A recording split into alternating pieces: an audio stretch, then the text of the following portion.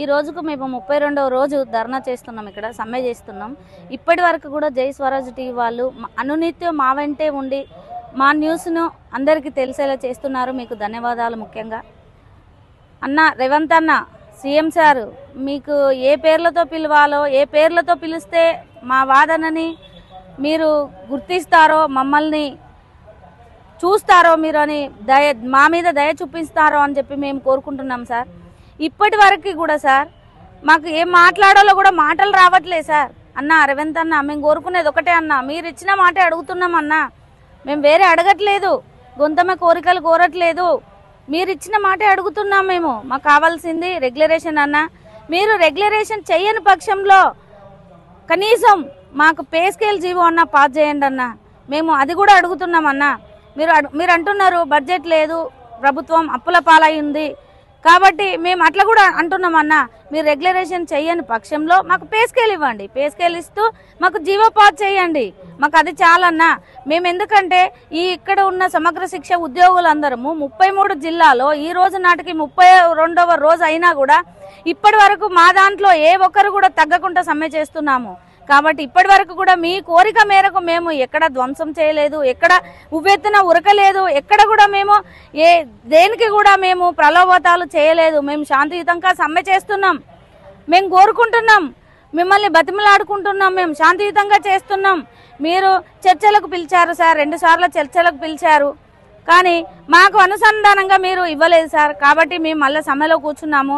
మా దాంట్లో తల్లులు పిల్లలు అందరూ ఇక్కడ చూడండి సార్, ఇక్కడ ఒక తల్లి తన బిడ్డను వెంట పెట్టుకొని రావడం జరిగింది. చూడండి, అంటే ఎంతగా మేము ప్రభుత్వం గురించి మా గురించి మేము ఎంతగా ఆలోచిస్తున్నాను కాబట్టి మేము ఇక్కడ కూర్చోవడం జరిగింది. మీరు ఆలోచించండి మా గురించి.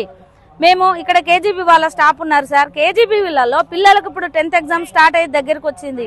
మేము ఆలోచిస్తున్నాం సార్, పిల్లలు ఎక్కడ ఆగమైపోతారో, మా పిల్లలు ఎక్కడ చదువులకు ఆగమైపోతారో అని మేము ఆలోచించి కొంతమంది టీచర్లను అందులోనే ఉంచి మేము చేపిస్తున్నాము. కాబట్టి ఒకటే సార్, మా ప్లేస్లో ఇంకోళ్ళ పెట్టి మా కడుపు కొట్టద్దు సార్. మేము ఇక్కడ మీరు ఇచ్చిన మాట కోసం మేము ఇక్కడికి వచ్చాము, మీరు ఇచ్చిన మాట కాబట్టి మేము అడుగుతున్నాము. కాబట్టి దయ ఉంచి, మా మీద దయ ఉంచి సార్, మేము తిరుగుతున్నాం, మమ్మల్ని అరెస్ట్ చేస్తున్నారు, తీసుకెళ్తున్నారు, అయినా కూడా మాకేం పర్వాలేదు సార్. అయినా కూడా మేము అనుకున్నది ఒకటి సార్, మాకు రెగ్యులరేషన్ అండ్ అది ఇవ్వని పక్షంలో మాకు పే స్కేలు మీరు ఏం చేసినా కూడా మేము రెడీగా ఉన్నాం సార్. ఎస్ఎస్ఏ ఉద్యోగులందరము సార్ నిన్న బట్టి సార్ రావడం జరిగింది సార్, సార్ను కూడా కలవడం జరిగింది. మేమేం చేయాలో మాకు తెలియక సార్, అసలు మాకు అర్థం కూడా కావట్లేదు. సార్ దగ్గరికి వెళ్ళడం జరిగింది, సార్ కూడా మాట్లాడడం జరిగింది. మేము అక్కలం చెల్లెలం తల్లులం, మేమేం చేయాలో తెలియక సార్ కాళ్ళ మీద పడడం జరిగింది సార్. సార్ ఏమన్నారు, అమ్మా చదువు చెప్పే తల్లులు మీరు ఇలా చేయొద్దు అని సార్ అనడం జరిగింది. సార్ మాకు ఆ పరిస్థితి తప్ప ఇంకా వేరే పరిస్థితి లేదు సార్, మీరు మాట్లాడండి సార్, మీరు మాకు ఒక మాట ఇవ్వండి, మేము సమ్మె విరమింపజేస్తామని కూడా సార్తో చెప్పడం జరిగింది. కాబట్టి మేము అయ్యా ముఖ్యమంత్రి గారు, మేము కోరుకునేది ఒకటే, మమ్మల్ని మీరు చూడండి, మా మీద దయ చూపించండి.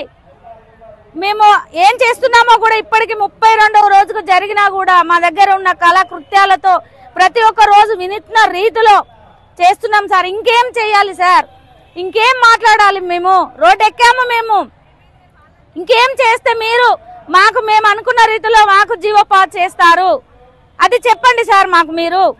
మేమేం చేస్తే మీరు దిగి వస్తారు, మాకు జీవో రూపంలో మాకు ఇస్తారు. కాబట్టి మేము ఒకటే కోరుకునేది, అన్న రేవంత్ అన్న, మాకు కావాల్సింది మీరు రెగ్యులరేషన్ ఇవ్వము అన్నారు. మేము అవుట్ సోర్సింగ్ కాదన్నా, మేము కాంట్రాక్ట్ బేసిక్ లో రోస్టర్ పాయింట్ లో వచ్చిన వాళ్ళం. మాకు అన్ని విధాల ఎంఏలు పీజీలు పీజీటీలు అన్నిటితోని మేము వచ్చినాం సార్, మేము అన్నిటితోని వచ్చి జరగడం జరిగింది.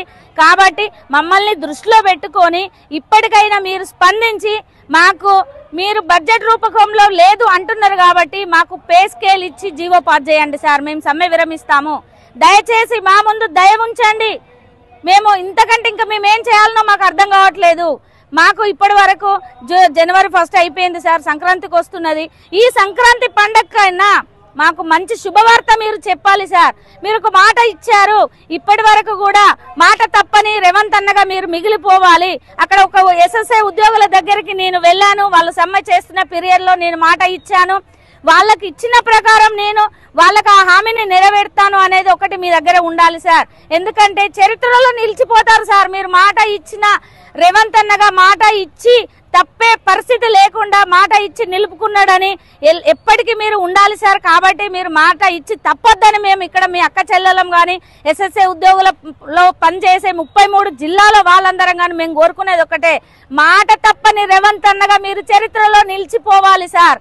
మేము కోరుకునేది ఒకటే, మా సమగ్ర శిక్ష ఉద్యోగులందరినీ పే స్కేల్ ఇవ్వండి సార్. మాకు ఆ ఒక జీవ పాస్ చేయండి సార్. మీరు అన్న ప్రకారమే మా దగ్గర రెగ్యులరేషన్ కు లేదు అన్నారు కాబట్టి మేము పే స్కేల్ అడుగుతున్నాం సార్. ఎందుకంటే మీరు కూడా అన్నారు బడ్జెట్ లోపం వల్ల నాకు కూడా టైం ఇవ్వండి, నాకు కూడా ఛాన్స్ ఇవ్వండి అన్నారు సార్. కాబట్టి సార్ మేము దిగి వచ్చాము సార్. మాకు మీరు రెగ్యులరేషన్ చేయని పక్షంలో మాకు పే స్కేలు జీవో రూపకంలో ఇవ్వాలి సార్. అప్పటి వరకు కూడా మీరు ఇవ్వకపోతే ఈ ఉద్యమం అనేది సార్ ఆమరణ నిరాహార దీక్షకు వెనకాడం సార్. చేస్తాం సార్. ఇంకా ఇప్పటి వరకు మేము సమ్మెను మామూలుగానే చేశాము, శాంతియుతంగానే చేశాము. ఇక నుంచి సార్ సమ్మె ఆమరణ నిరాహార దీక్షకు చేస్తామని మేము పిలుపునిస్తున్నాం సార్. అన్న రేవంత్ అన్న మీరు అప్పటిదాకా రానియరని మేము అనుకుంటున్నాం సార్. ఎందుకంటే దీంట్లో మీ అక్క, ఒక చెల్లి, అన్న, తమ్ముడు ప్రతి ఒక్కరు ఉన్నారు సార్. కాబట్టి మేము కోరుకునేది ఒకటే, మీరు ఆమరణ నిరాహార చేయకుండా మాకు పే స్కేల్ జీవో ఇస్తారని మేము అనుకుంటున్నాం సార్. మేము కోరుకునేది ఒకటే, సీఎం సార్ రేవంత్ సార్ మీరు ఎప్పటికైనా మాట తప్పని వాళ్ళని, మాకు ఇచ్చిన మాటను మీరు నెరవేరుస్తారని, ఇక్కడున్న 33 జిల్లాలో అందరికీ మీరు తెలియజేస్తారని, మాట నిలబెట్టుకుంటారని మేము కోరుకుంటున్నాం సార్. ఎస్ఎస్ఏ ఉద్యోగుల ఐక్యత, ఎస్ఎస్ఏ ఉద్యోగులను వెంటనే స్పందించాలి, స్పందించాలి, స్పందించాలి, స్పందించాలి. మీరిచ్చిన మాట